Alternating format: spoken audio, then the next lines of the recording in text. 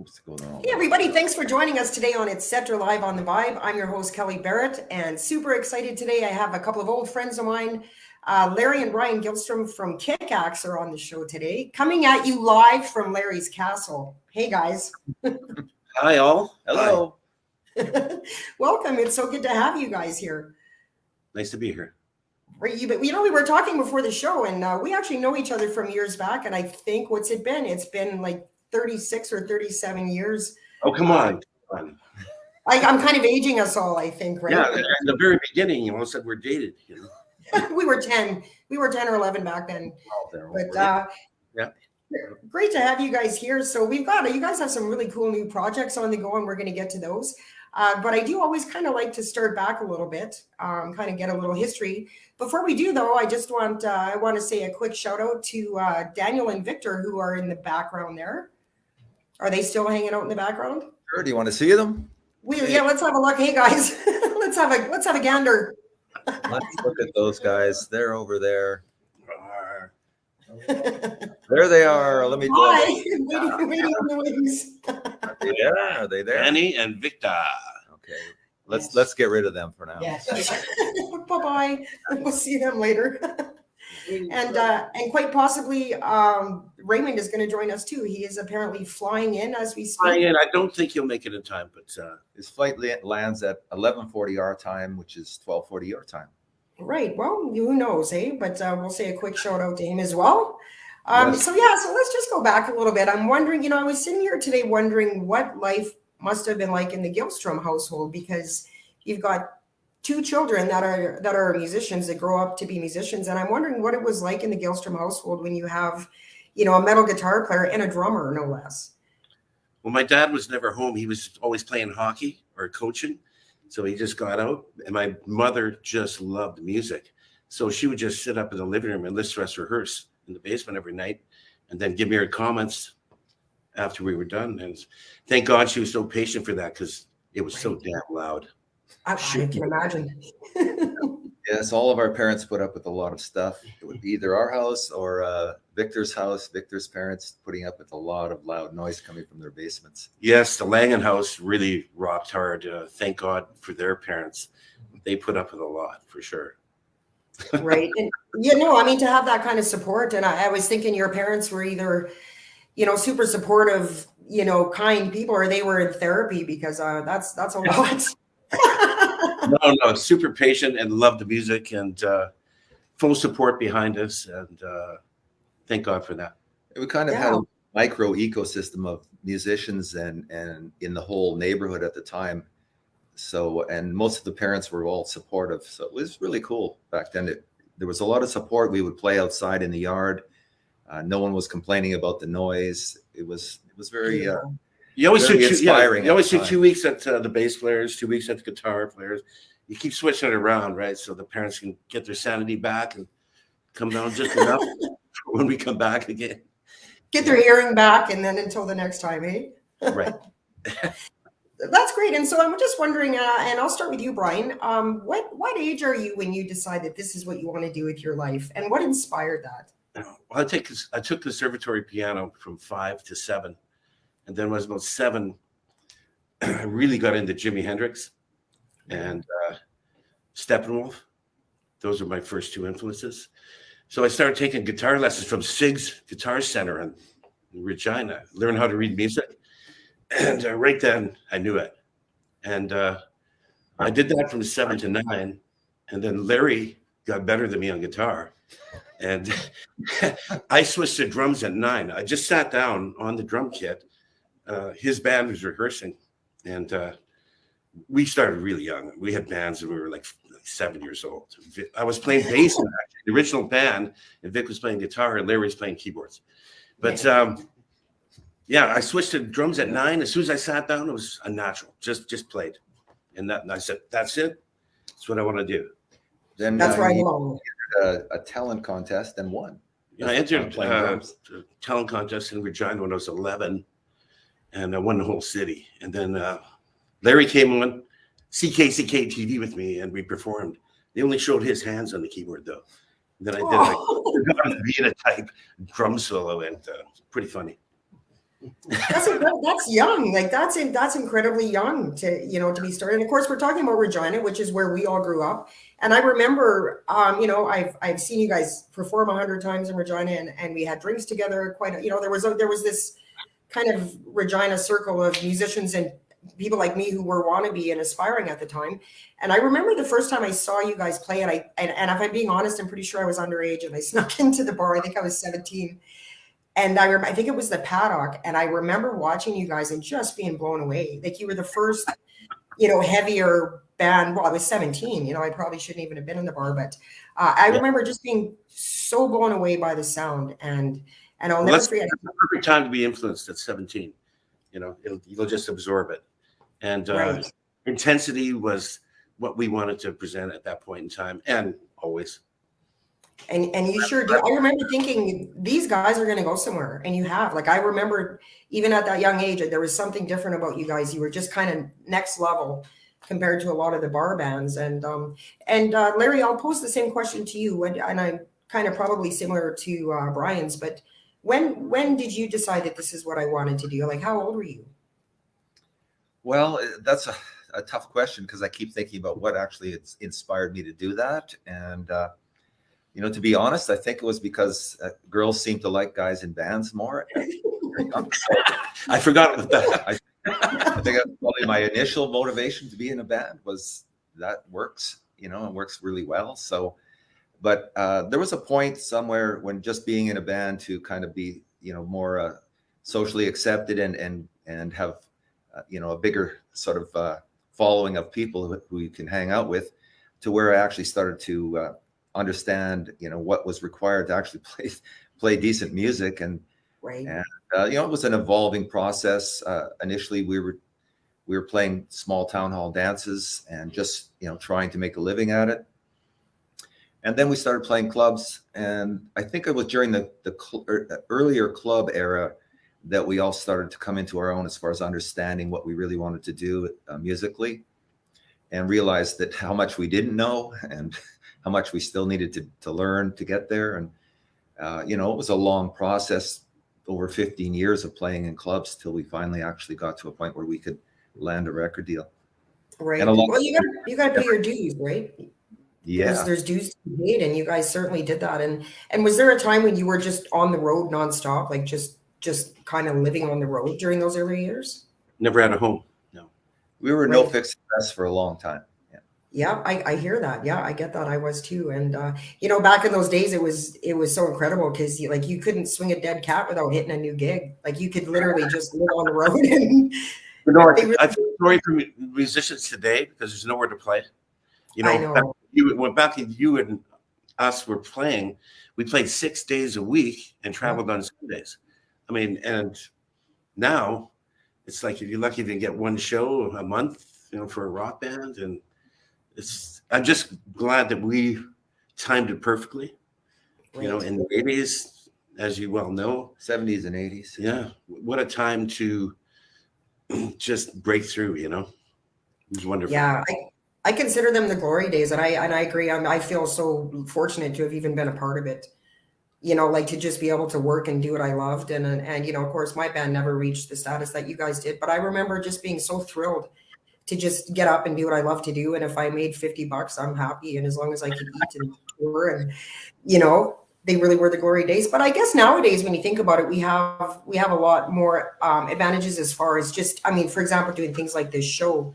We have different mediums now, I guess, to get the music out there than we had back then. But we're getting some comments here. So I'm just, so I can see on my glasses because my sight is old man sight. So I'm Me too. So Joe Bassick is Kick-Ass Rules. Barb Sim, who's a good fan of the show, is just sending a whole bunch of hearts. And then she says, you guys are going to like this. She says, girls do appreciate watching men on stage. Grateful for musicians, true alchemists. And the little prayer hands. Nice. We've always loved ladies. What was that, Brian? We've always really loved ladies and always had ultimate respect. Right. And I remember you guys back then. You guys were gentlemen, and there was always women around. But you guys, I remember you being very respectful. And Steve Jensen says, wow, just thought I would say hi. I'll be honest. Listening to heavy metal shuffle. Wow, killer high rocking vocals, very nice. So, Wait to so scream. the comments are coming in. So, so what have you guys been up to during? I call it the strange, which obviously referring to the last year and a half of the crazy pandemic. What were you guys up to during that? Well, we were just before the pandemic hit. We went on a cruise from Miami to the Bahamas. It was Chris Jericho's Rocking Wrestling Raging cruise. Yes. He has about 8 bands and a bunch of wrestlers and comedians and that. Incredible. And get on there, and it's a 4-day cruise. When we left, there was no pandemic. When we came back through the airport, there was all kinds of questions about Wuhan, and everyone was wearing a mask. And so we just narrowly escaped being a prisoner on a cruise ship. But and what a time it was. Chris Jericho is the nicest guy you could ever possibly meet, ever. He came up and sang with us, and we just had such a great time in that cruise, and the people were phenomenal. It was just amazing. And I even got in the wrestling match with him as well. So did you win? Brian, actually, it was like 2 in the morning in the captain's cabin at the top. We were in this penthouse every night, partying all night till probably 6 or 7 in the morning, and I'd call it a draw. He slammed Chris Jericho. That's very gracious of you. Management came running in. They're all worried about, like, did you hurt Chris Jericho? Chris is fine. He's a rock. Well, I hear what you just described, Brian. Wrestlers, kick-axe, women, booze, cruise ship. That sounds like shenanigans. You nailed it all. I'm guessing shenanigans. So the kick-axe formed in 1976. Is that correct? As far as I know, that sounds pretty close. Yeah, close enough. And I was thinking, Hobbit for a while, and Hobbit morphed into kick-axe. Yeah. Right. And I think, you guys are kind of fortunate because there's been some personnel changes, as happens with that type of longevity in a career. But you still have 4 of the original members in your band. Well, what we did is, the band, just kept going, and we got the members that we wanted to secure. And at that point, we said, we're going to go for it. So we went for it at that point, and the members hadn't changed at all through all our recording, all the albums. And the 4 members, there's 4 members from the 5 members who started the recording career for Kick-Axe. George is not with the band. George generally is not that interested in being part of it at this point. We've invited him many times before. But Danny's been with us actually longer than George was in the band at this point. And he's just like a brother to us. So we're happy with the membership we have now. We are just like a family and really having a good time here recording at the castle. George is like a brother to us still. He's a great guy, and he just doesn't want to tour, and he's just done with where it's at right now, because rock is not really up here right now, and so he's just not interested right now. But he's a great guy. Right, and that happens. People's priorities change, and they sometimes get into family life and whatnot. But wow, Daniel couldn't be a better asset to the band. Like, fantastic singer, yeah. We're really impressed. Yeah, for sure. And George was a good singer too, and hard shoes to fill. But Daniel's done it. Daniel's done it amazingly, and I guess it would be kind of like a brotherhood. Yeah, he's a phenomenal musician as well. Right, and so maybe we'll ask him this in a little bit. We'll talk to him a little bit about that. But what does the writing process look like? You have 4 albums out plus a live album, and you have something coming up in the future, which we'll get to. But I'm just curious what the writing process looks like for Kick-Axe. Well, usually it starts with someone germinates an idea. It could be anyone. And then they pick the person who they think can collaborate with them to get that idea a little bit further. Typically for me, if I come up with an idea, I will lay it down in Pro Tools. I'll do all the instrumentation myself as much as I can to get the idea as crystal clear as possible. Then I'll bring Danny in to sing on it. Then I'll run it by Brian and see what he thinks. But everybody does it differently. we all have different tools and different ways that we bring music to the band. So there's no real preset method that we use. But Right. once we get together, there is a method to how we work the songs through with each member and get their contributions. And typically they evolve quite a bit from what the original member would present. It goes through many steps until it becomes a kick-ass song. Right. A kick-ass song. Yeah. These days we're really focused on live performance. So we kind of write towards what we want to perform. And there are certain songs that have evolved over time from our various albums that have really stood out as being a lot of fun to play live and very we get a lot of good response from the audience. So we are writing more in that direction for this next album. Right. So it's pretty kick-ass all the way through. Nice. Do you have a favorite kick-ass song, Brian, or like one that you like really, really love to perform live? My favorite song is probably Magic Man. Right. On the third album. Which we don't do live. Which we don't do live. I love them all. It's kind of hard to pick your kid, right? Like for sure. Hard to choose, but I probably like the third album the best, Rock the World. I like every song. Definitely my favorite. But live, probably Heavy Metal Shuffle. It really just nails everybody, Let's go with that. Right. That's the one that I think of when I think of kick-ass. And also the Judas Priest cover you guys used to do. You Got Another Thing Coming. You guys used to just kick-ass, kiss-ass style at that song too. We were just talking about this last night. We used to do a lot of Priest tunes, and when they actually came down and seen us, and they asked us to go on tour with them, and we did tour with them all the way from Florida to Los Angeles. Wow. They actually came to Winnipeg to a bar to see us. The whole crew, the whole band sat there and did probably 8 Judas Priest tunes for them. Then afterwards, they came to our hotel room and just partied all night with us. I mean, it was crazy. Yeah, we just loved doing the Judas Priest stuff. And they were such an influence because when we went to see them live at the Pacific Coliseum for the first time in Vancouver, just blew us away. And we went, we got to rethink things here, and we did. And really changed a lot. So safe to say Judas Priest was a huge inspiration and influence on you. Absolutely. Oh, yeah. Just for the power and raw, we're going to get you, Right. Yeah. Very entertaining. And so in 1986, I found this really interesting. You released 2 singles, Nothing Gonna Stand in Our Way and Hunger. And you released that under a different name. Actually, Spectre General, I believe you. Correct. You released it under a different name, and it wound up being in a movie, like the Transformers movie for Marvel. That's huge. Yeah, How does that happen? Well, we initially were doing a demo in Hollywood for Black Sabbath. It had 4 songs on it, and Hunger was one of those songs.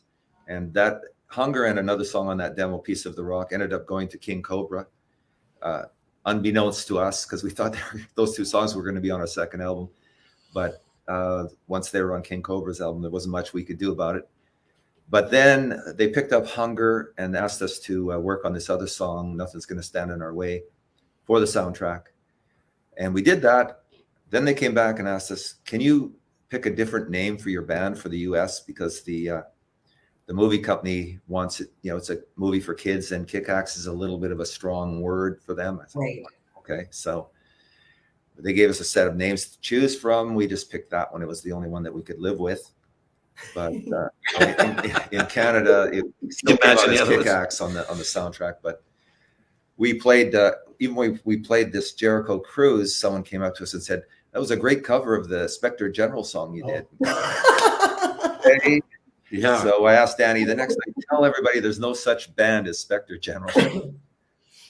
I would almost think it would be. On that recording session that we did all that, we also wrote a song called Running Wild in the Streets, which we gave to Wasp, just so you know. Which we were supposed to say we never got paid, so.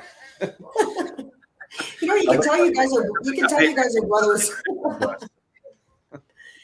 So as you were just explaining that, it popped into my head. I wonder if I would have found that frustrating I think to record some songs and have them be a part of this huge movie and not be able to use the name that we're known for. Was that a frustration for you to have to use some other random name that wasn't yours?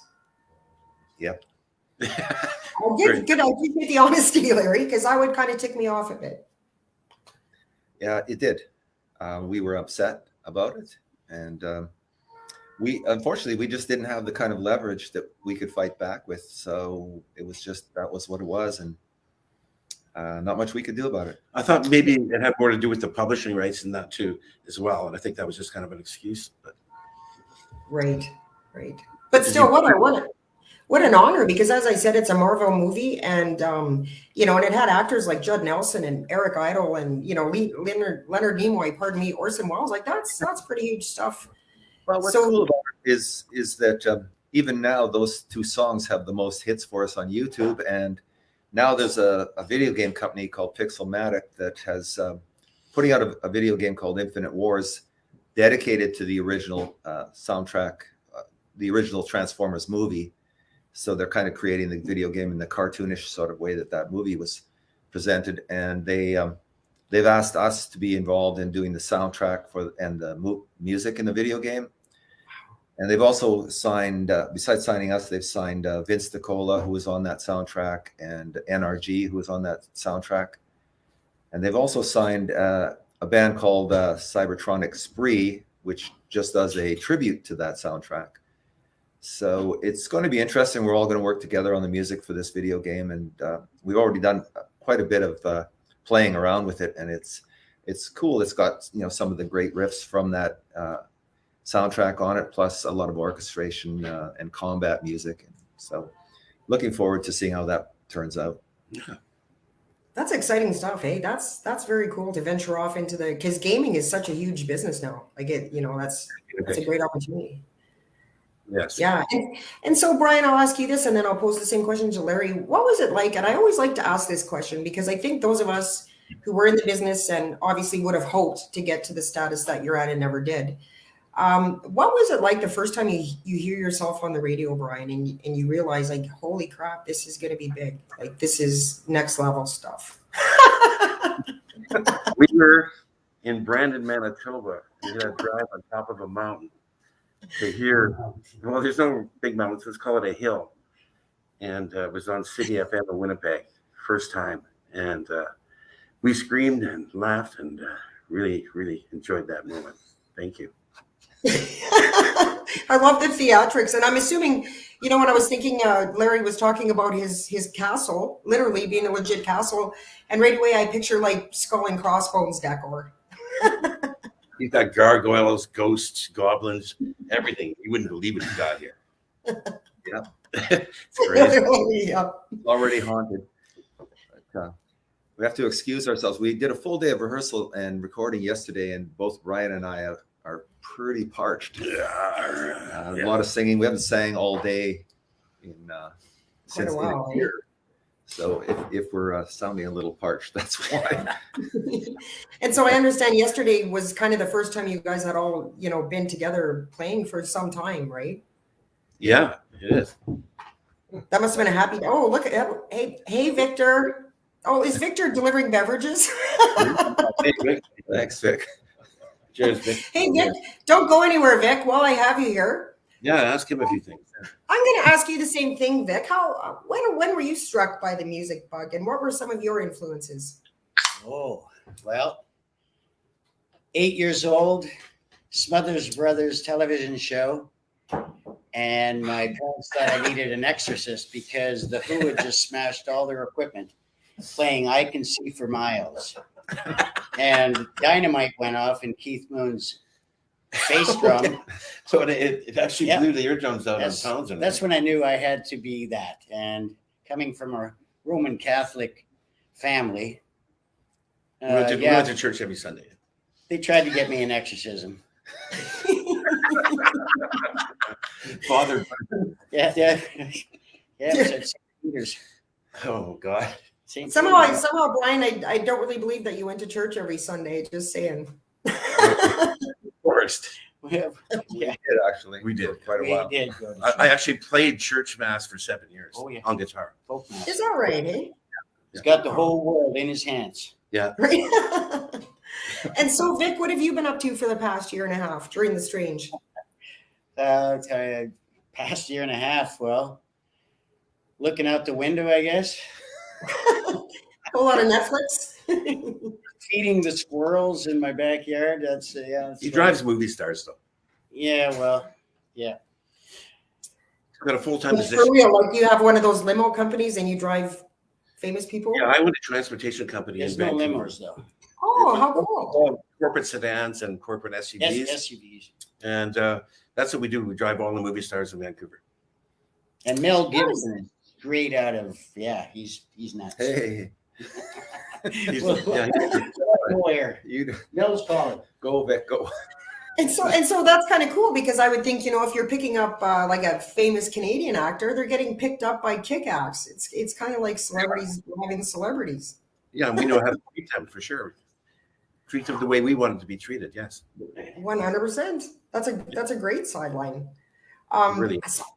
So comment here. Sheldon Arve is a good local friend of mine, very talented local musician. He says, "Hey boys, Hunger is such an awesome song. Why not release it on a Kick-Axe album?" Hey, you want to put that on the next album? No, it's a good point. We've talked about that. It is an awesome song. It's always been in our live set. Great. Yeah, always. A lot of fun to play it. It is going to be part of this video game.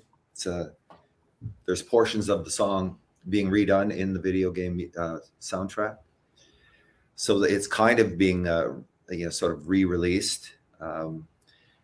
But right now we've thought about a lot of old stuff and redoing stuff and doing that, but we made a decision to just move forward with new material. We have some really good stuff that we've been working on, so that's where we're going to go. And but I appreciate the comment. Thank you very much. It is one of our favorite songs. Yeah, great live song. Awesome. And so Graham Heldsinger is just saying, awesome, guys. John Bitonti, you might recognize that name. He's Well, yeah, Frankie and Johnny's. Frankie and Johnny's. They're coming down. The Johnny from Frankie and Johnny's. He's an amazing person. Yes. Awesome. Yeah. So he's saying, "Hey guys, great to see you again." Greg Miller is another musician friend of mine. Used to see these guys at the A4 in Saskatoon. Oh yeah. So this is kind of a cool trip down memory lane, for the viewers and myself as well. Like I said, I was thinking this morning back to, just that era when Howard Knight would have all these amazing New Year's Eve parties, and I'll never forget, Larry used to call me Gelfling because that was the year the Dark Crystal came out, and I had brown hair and I had little bangs. And I remember Larry would just look at me in that Kick-Axe voice and he'd say, "Gelfling." He must have a crush on you. Anybody had a crush on, he called the Gelfling. It's funny what sticks in your head, hey? Gelfling. Really. And then oddly enough, I was noticing today they're re-releasing the Dark Crystal after I don't know how many years. But so what are you guys listening to these days? I know you've mentioned some of your influences, but so what are you listening to when you're just having downtime, Larry? Well, downtime, it's hard to say. I have a pretty eclectic taste, so I listen to everything from, brand new pop music to stuff from way back in the 50s. I just blend it all in, But I do listen to music from the previous century more than the modern era, but Right. I like to keep up with it. I listen to One Republic and Dragons. Yeah, Imagine Dragons. There's a lot of new bands that I like. It's just that they haven't been drilled into my head like music. Once something is you've heard it 1,000 times, it brings back memories to you. So I'll listen to Eyes Without a Face from Billy Idol, or Right. Sweet Emotion by Aerosmith, or a couple of songs off of Electric Ladyland by Hendrix. Just things that remind me of peak moments in my life. And Right. Brian? I really like going on YouTube and just seeing everything from the past and the present. There's a lot of good new bands out there. And I'd have to say, strangely enough, my favorite band I listen to is Enigma.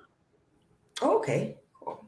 Just because it just takes my brain somewhere else. And I don't know, it just puts me in a certain frame of mind that's just really special.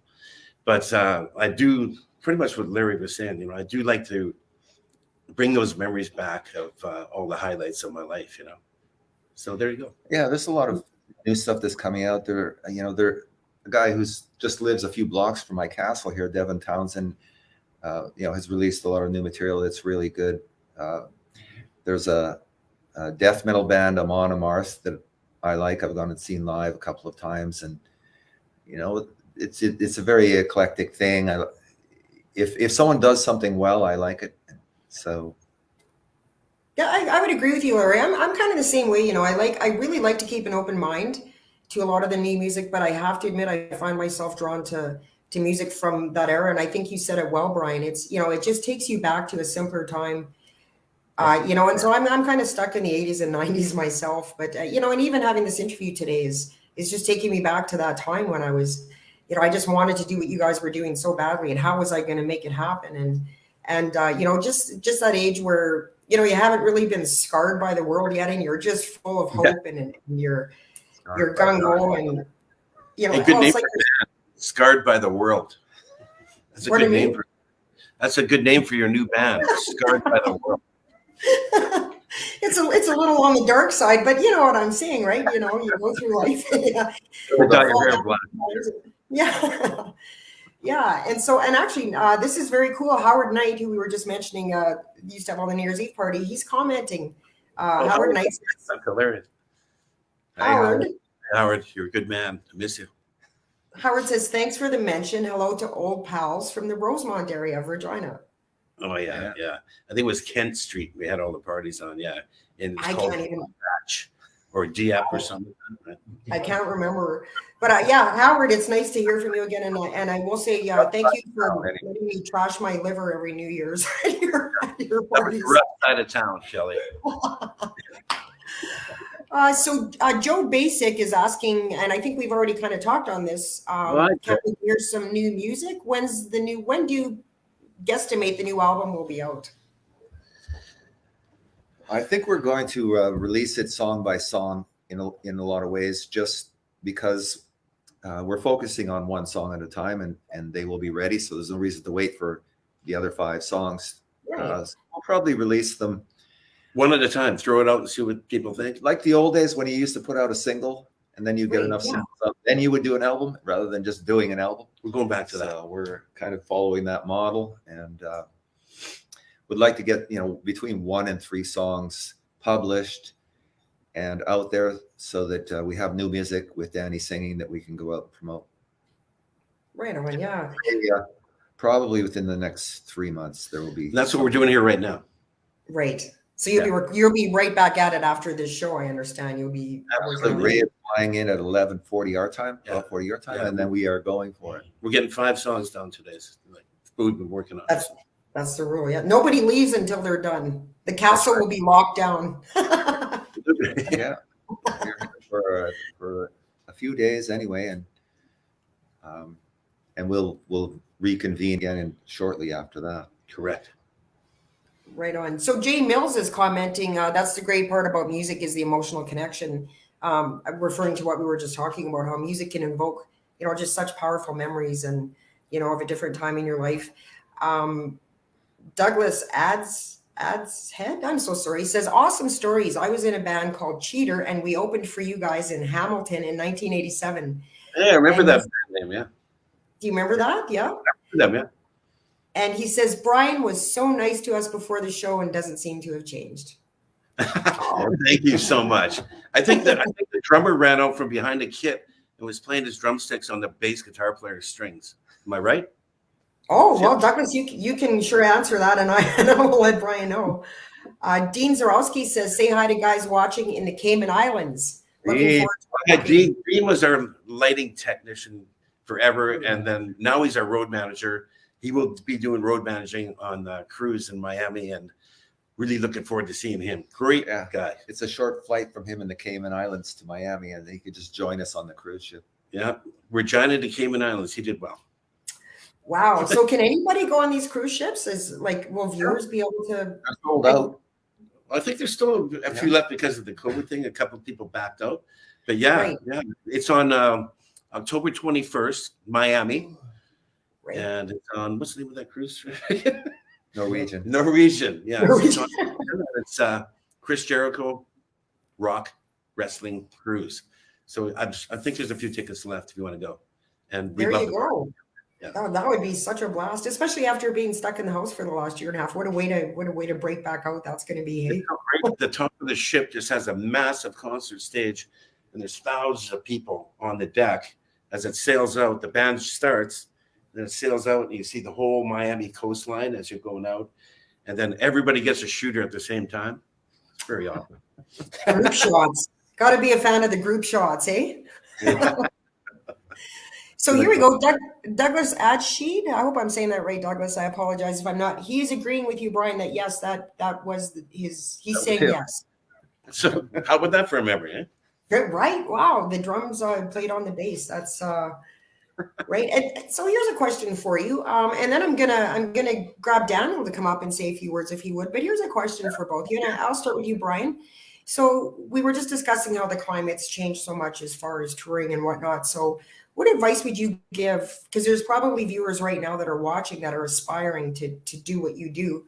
What advice would you give them, with the climate the way it is as far as touring? What's the best advice you could give a young upcoming artist? Get a good management and booking team, and get really, really good, because the competition is so stiff right now, and there's not much room for anybody. And get an image down.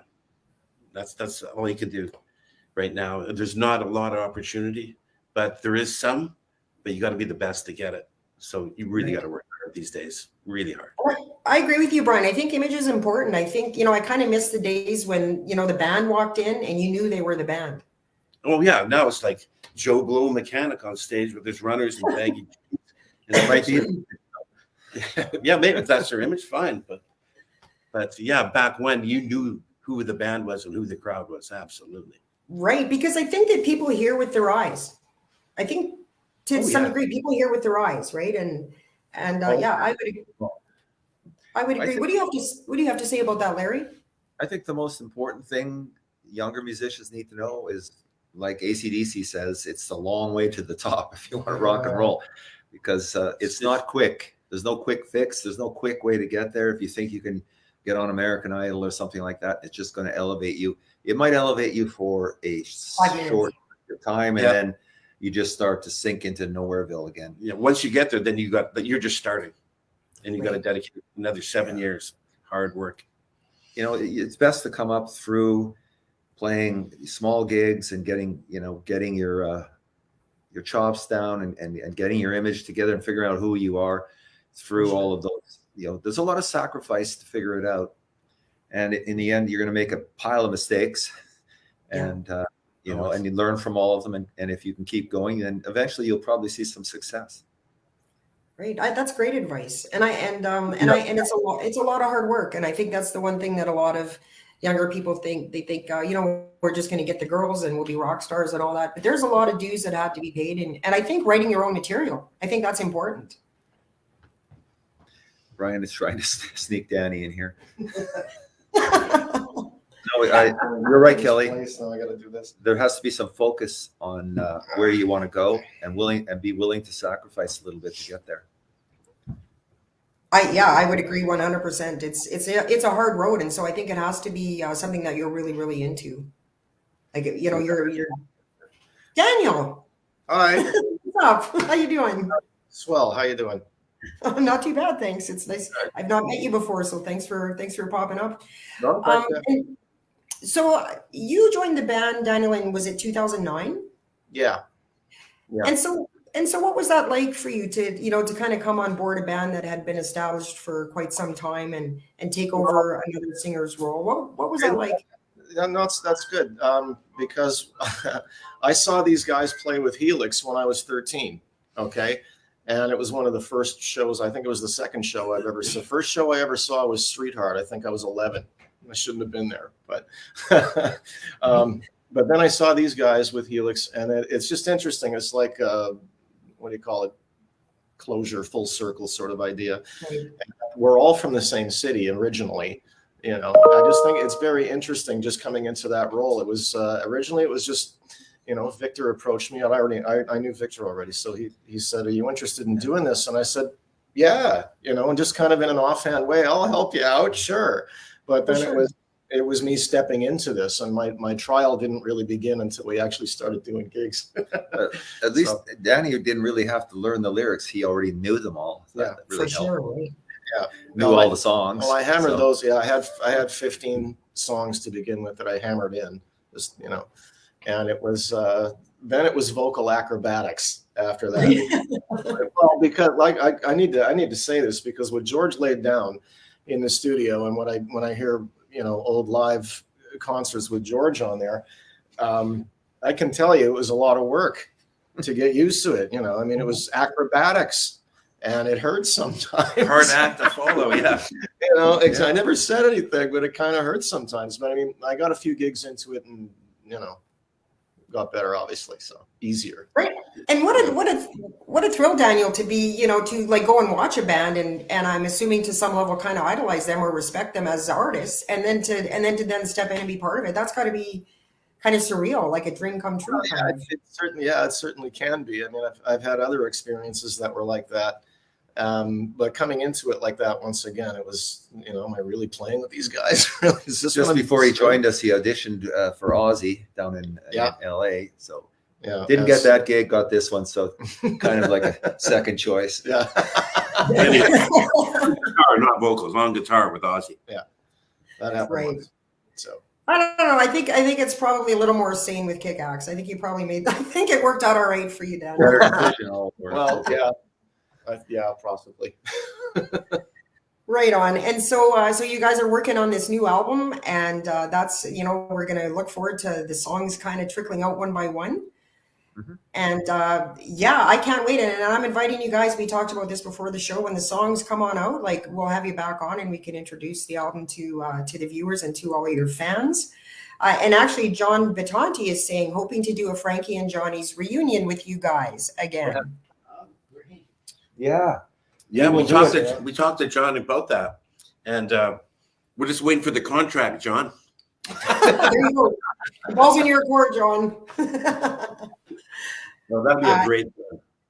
Wouldn't that be fun? That just to even be in that bar again would be such a blast. You know, such a trip. You would have to show up for sure. I was just going to say I would be there with bells on. Perfect. I'm just down the road, so yeah, that would be amazing. So Timothy Kulik is saying, saw you guys with Killer Dwarfs in Edmonton 4 years ago. What a great double bill. That must have been a great double bill. Mm-hmm. That was fun. They're brothers to us, just like Helix. We've done triple bills with Helix and Killer Dwarfs. Mm-hmm. There's no ego between those bands. We all love each other, and in Brandon, we played together, and we shared the same dressing room and party in that dressing room after the show for hours together, and just laughed our heads off. We love those guys, you know, in both those bands. Any member that's been in and out of some of them, but especially Daryl and Killer Dwarfs, we really get along with those guys. And hello, Daryl. Hi, Daryl.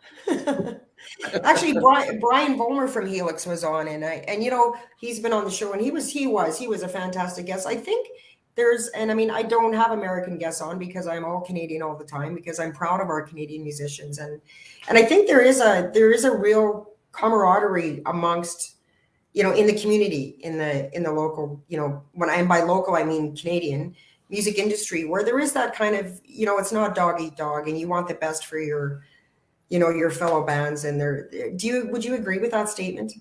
Yep, I would agree. I've never seen kind of the negative side of competition from other bands. It's always like, if they're going to be better, they're going to be better. Mm-hmm. And we'll admit, oh, you had a better show than we did tonight, you know. I mean, and they will usually, we get the same thing from the other bands if we had the better show. And we wish every band that we play with, whether we are the opening act, we're the closing act, we wish them the best. And I think that for the bands we're talking about anyway, that evolved out of us all going through the same trials and tribulations in the 80s with management and record companies and all of the challenges that we faced, and we've still all survived and come through it. So there is some brotherhood or camaraderie that's generated from that. Right. Yeah, it's a beautiful thing, really. And I love that so many of my favorite bands, yourself included, from that, they're still out doing their thing. They're still, there isn't this sense, and I've talked about this with my last handful of guests, because I think, we're all kind of the same age. And I love that people don't have that mentality that it's over, I'm 40 and so it's over, or I'm 50 and it's over. And I really think that sometimes, as we get later on, we can produce some of our best work. And I love that people are still out there, writing and putting together albums and planning tours and shenanigans on cruise ships. And I think that's amazing. Yeah. I mean, each decade you get is a gift. So you got to use it as much as you can. You get it, here's the next decade, make the most of it. Never thought you'd get there maybe, but now you're there. So, right. I'm kind of amazed I lived through it all. When you think back to the craziness that is the road, it's like, I think we're still here. Right. Yeah. Functioning livers, and still got some brain cells happening, and a few left. A few, yeah. Right Yeah. on. So, Backup band in Hamilton. Sorry, what was that, Brian? I remember the backup band in Hamilton from 35 years ago. So There's some oatmeal going on there. Okay, I'll take a couple more comments before we close here. Douglas again says, love that you guys are still at it. My band, Dougie Flyswatter, can open for you again in Hamilton. Okay, Dougie, we'll see you there. We'll see you there. Dougie Flyswatter. And Doug Corby is hoping you guys come to Winnipeg when you tour again. I imagine once the album and some of the singles are released, there will be some touring. Will there not be? Yeah, there's some great places to play in Winnipeg. We've always had a good time there. That's some of the best audiences in the world are there. Every time we're in Winnipeg, I always address them as the rock and roll capital of Canada, because that's what I think. That's what I think. Right, eh? Yeah, every time I'm They're- here. Not to belittle any other place, it's but just they that do seem rock to go a that little hard. they go the extra mile. Yeah. Yeah, they do. Calgary's no slouch either. No, not at all. Thank you, Brian. That's not I just want to say that's not to take away from any other city. They rock. Of course not. Of course not. And I agree with you, because there are certain towns, when, I too was on the road with no fixed address for like 23 years. And there was definitely certain towns that had energies. Like there was, there's places that just had, like, you're just, St. Daniel, they just rock that much harder and they seem to be into things. And then there's other towns that were like, every time somebody goes there, something gets stolen or the bar burns down or someone gets the crap kicked out of them or something. But no, I agree with you 100%. There's certain towns and cities that just have a different energy. And Well, your performance gets better when the audience puts out a lot of energy. The performance that you put out thrives on that energy, and you end up having a better performance. Yeah, totally. So it kind of just goes back and forth and elevates the whole thing. So it's always I better agree. energy. You just feed off that energy, right? How can you not? So one question for you: you said if maybe the singles will start coming out in the next 3 months or so, will there be a tour in 2021, or is that looking like something that will be in the new year? Because we just want to see you guys live. Well, we'll see if we survive the cruise, and then if we survive that, probably there's a lot of places who have expressed interest. We were waiting to see when it was kind of cool to do it. It's always hard to tell. Nothing's for sure at this point with regards to the pandemic or anything like that. So right. We're prepared and ready to do it when we think it's safe and a lot of venues are opening up and it's not too restrictive, because it's not really going to be much fun if it's still really restrictive. So I think we've got a lot of shows coming up that just haven't been booked yet. Right. We have a lot of shows coming up that just haven't been booked yet. Well, we will look forward to those, Brian. All right.